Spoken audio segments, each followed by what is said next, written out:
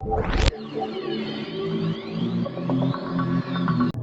صلی اللہ رسول الکریم اما بعد فاعوذ باللہ من الشیطان الرجیم بسم اللہ الرحمن الرحیم السلام علیکم ورحمۃ اللہ وبرکاتہ۔ آج کا جو موضوع ہم ترتیب دے رہے ہیں وہ ہے ریڈش مولی، اور جس کا استعمال ہمارے سلاد میں بھی بڑا بے دریغ کیا جاتا ہے۔ روٹین میں ہم اس کا استعمال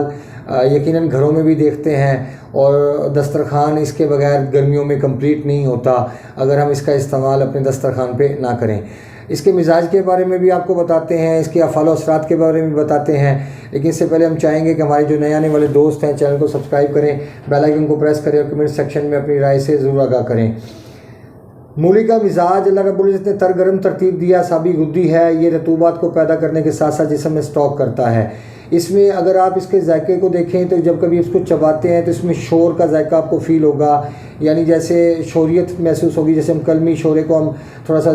منہ میں رکھیں تو کیسا وہ عجیب سا ذائقہ اس کا محسوس ہوتا ہے۔ لہٰذا یہ رطوبات کو پیدا کرنے کے ساتھ ساتھ جسم میں روکتا ہے۔ اس کا استعمال ہمارے لیے تب فائدہ مند ثابت ہوتا ہے کہ جب ہمارے جسم میں رطوبات کا اجتماع کم ہو جائے، حرارت اور سفرہ بڑھ جائے، تکتیر البول جیسے مسائل کا سامنا کرنا پڑے، یرکان اصغر جس کو ہم پیلا یرکان کہتے ہیں اس کے مسائل کا سامنا کرنا پڑے، یا ہمارا مادہ منویہ حرارت کے زیادتی کی وجہ سے پتلا ہو جائے، اس کی مقدار کم ہو جائے، تب بھی اس کا استعمال ہم کریں گے۔ لیکن اس کا استعمال ہم کب نہیں کر سکتے؟ جب ہمیں پہلے ہی نفق شکم کے مسائل موجود ہوں اور تیزابیت کے مسائل موجود ہوں تو ہم اس کا استعمال نہیں کر سکتے، کیونکہ اکثر آپ دوستوں نے دیکھا ہوگا کہ جب بھی آپ مولی کا استعمال کرتے ہیں تو ہوا کے اندر انتہائی گندی سمیل موجود ہوتی ہے، اور اس کے اندر انتہائی گندی بدبو آپ کو محسوس ہوگی، کیونکہ یہ پیٹ میں جا کے اس میں دو چیزیں اللہ رب العزت نے رکھی ہیں۔ ایک اس کے اندر یہ چیز موجود ہے کہ یہ پہلی خوراک کو بھی ہضم کرنے کی صلاحیت رکھتی ہے، لیکن اس کے بعد یہ خود ہضم نہیں ہوتی۔ خود ہضم نہ ہونے کی وجہ اس کے اندر جو دوسرا کیمیکل اللہ پاک نے رکھا ہے جو پہلی خوراک کو تو ہضم کرتا ہے لیکن خود ہضم نہیں ہوتا۔ جب یہ خود ہضم نہیں ہوتا تو اس کے بارے میں ہمارے لیے حکم اسلام کی طرف سے یہی دیا گیا ہے، ہمارے آقا اسلام نے یہی فرمایا کہ جب بھی آپ مولی کھاؤ تو اس کے بعد گڑ کا استعمال لازمی کرو، کیونکہ گڑ کا استعمال مولی کو ہضم کرنے کا باعث بنتا ہے۔ اور مولی کا استعمال تکتیر البول، جب ہمیں پیشاب قطرہ قطرہ جل کے آنا شروع ہو جائے تب، جب ہمارے پیٹ میں نفق شکم ہو تب اس کا استعمال ہم کر سکتے ہیں، کیونکہ حرارت کی زیادتی ہی ایک ایسی چیز ہے کہ جو ہمیں ٹھنڈی چیزوں کا استعمال کا حکم دیتی ہے۔ اگر ہمارے جسم میں رطوبات کی زیادتی ہے تب بھی ہم ٹھنڈی چیز کا استعمال نہیں کر سکتے۔ اگر ہمارے جسم میں ایسیڈیٹی ہے،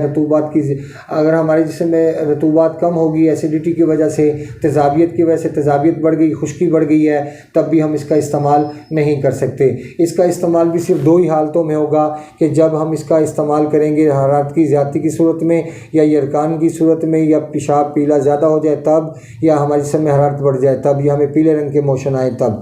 اور دوسری صورت اس کی بچتی ہے جب آپ صحت کی حالت میں ہیں، تو صحت کی حالت میں اس کا استعمال بالکل کیا جا سکتا ہے، پھر اس صورت میں یہ کبھی بھی آپ کے لیے نفق شکم کا باعث نہیں بنے گا اور آپ کے پیٹ میں گڑگڑاہٹ اور ہوا کے پیدا کرنے کا باعث نہیں بنے گا۔ مولی چونکہ مولد رطوبات ہے اس لیے مقوی اعصاب ہے، دافع غدد سوزش، یعنی کہ جو حرارت کی وجہ سے غدد میں سوزش پیدا ہوتی ہے اس کو دفع کرنے کی صلاحیت رکھتی ہے۔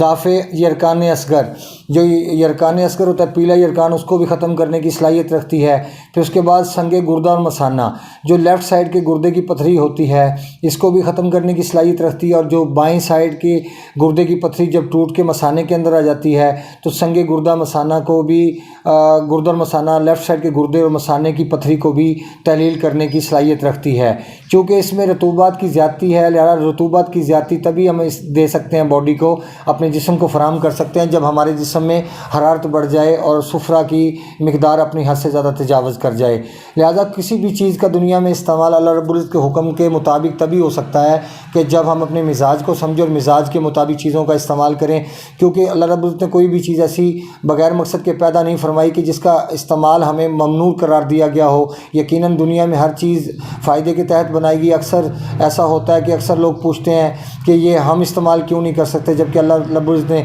اتنی ساری چیزیں پیدا فرمائی ہیں کہ سب چیزیں ہمارے کھانے پینے کے لیے ترتیب دی ہیں، یقیناً سب چیزیں ہمارے کھانے پینے کے لیے ترتیب دی ہیں۔ کل بھی ایک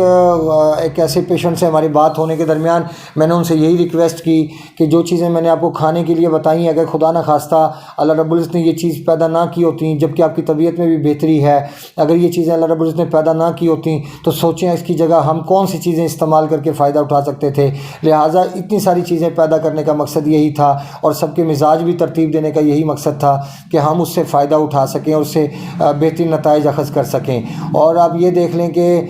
20 ایئر سے تو الحمدللہ میں حکمت کے شعبے سے وابستہ ہوں، اور 20 سال کے اندر مولی کا استعمال بہت کم کرنے کی ضرورت پیش آئی، کیونکہ اس کی وجہ یہ ہے کہ مولی کا استعمال ایک عام انسان کے لیے قابل استعمال نہیں، کیونکہ اللہ رب العزت کا ایک مزاج ترتیب دیا، اور مزاج کے مطابق صرف وہی بندہ ان چیزوں کا استعمال کر سکتا ہے جس کو اس کی ضرورت ہے، نہ کہ ہم منہ اٹھا کے کسی بھی چیز کا استعمال ایسے ہی کرنا شروع کر دیں جو کہ ہمیں پتہ بھی نہ ہو کہ آنے والے وقت میں ہمارے لیے فائدہ مند ہوگی یا نقصان دہ ہوگی۔ اسی طرح میں نے بہت سارے لوگوں کو ٹوٹکے کرتے ہوئے دیکھا ہے جن کے نقصانات اس کو